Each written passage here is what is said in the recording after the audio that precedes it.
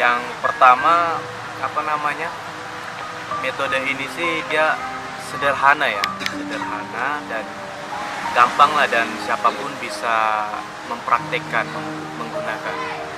Terus sisi lain juga biayanya juga tidak terlalu mahal. Hitung-hitungan yang kita buat ini sebanyak 25 terumbu buatan berbentuk spider itu menghabiskan uang berapa menit? 2.800.000 ya. Kalau dirata-ratakan ya satu apa namanya ini, satu spider kurang lebih 100.000. Dan metode ini pun karena di desa Birawan ini terkenal dengan arusnya, sedangkan di metode spider ini dia banyak rongga-rongga seperti ini. Jadi arus tidak mati di situ, tapi dia mengalir kayak gitu. Dia arus, jadi cocok sekali sirkulasi arus. Terus sisi lain juga dia ada kayak persembunyian untuk si ikan-ikan kecil untuk bermain seperti itu. Dan bagus juga sisi lainnya juga, biasakan hanya berbentuk besi saja, tapi ini karena ditaburi dia punya pasir.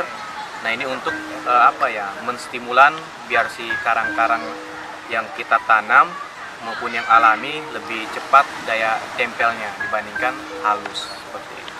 Cuma tadi lagi surut kurang lebih 4 meter kemarin yang 2017 itu masih satu area dia.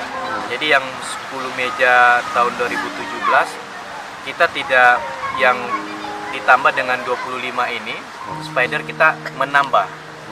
Jadi menambah biar yang 10 sama 25 terumbu ini mereka saling berdekatan dan jadi satu kompleks lah, satu koloni. Nah tujuannya sih biar yang sudah terbangun ini yang 10 terumbu buatan nanti dia bisa menyuplai ini sumber bibit-bibit planulasi karang. Terus sisi lain juga yang 20 ini bisa membantu ikan-ikan yang sudah full di daerah 10, dia bisa pindah untuk bermain. Nah, jadi areanya ikan-ikan bisa makin banyak dan ini bisa menjadi kayak tabungan ikan lah. Kita pertimbangkan dari sisi substratnya. Substratnya itu kayak dasar, kalau di darat kan ada pasir, ada rumput. Nah, kalau di dalam laut ini ya rabel. Nah, rabel ini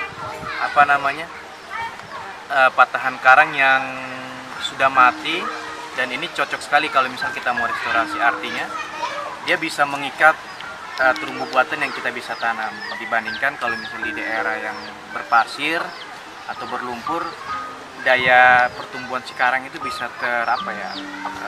terkendala lah. Hasil pemantauan terakhir bagaimana kondisinya?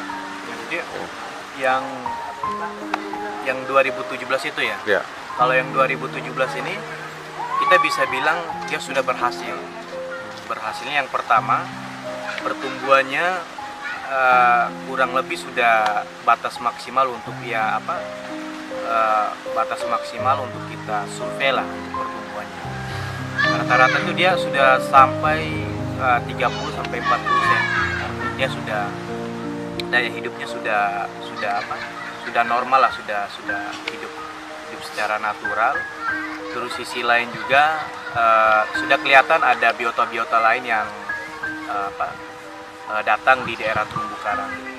Kalau kita survei kemarin berdasarkan visual sensusnya, kita menemukan ikan-ikan nilai ekonomis. Kerapu kita sudah temukan dengan ukuran 30 sampai 40 cm.